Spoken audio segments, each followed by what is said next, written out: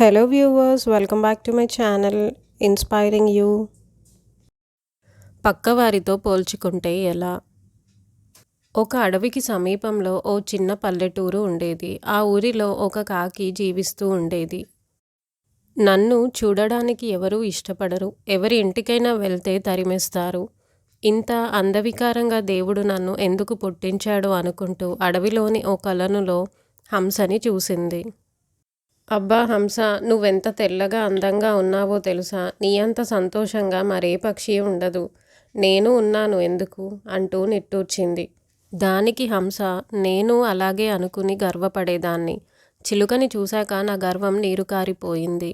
ఎరుపు ఆకుపచ్చ రంగుల్లో ఎంత బాగుంటుందో అంది.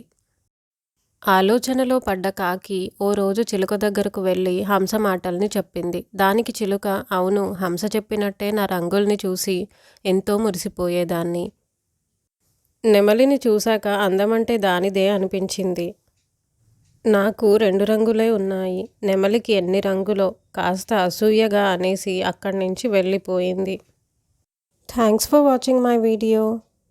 నా ఈ వీడియో కనుక మీకు నచ్చినట్టయితే తప్పకుండా లైక్ చేయండి, షేర్ చేయండి, కమెంట్ చేయండి. అలాగే మరిన్ని మంచి వీడియోస్ కోసం నా ఛానల్ను తప్పక సబ్స్క్రైబ్ చేయండి.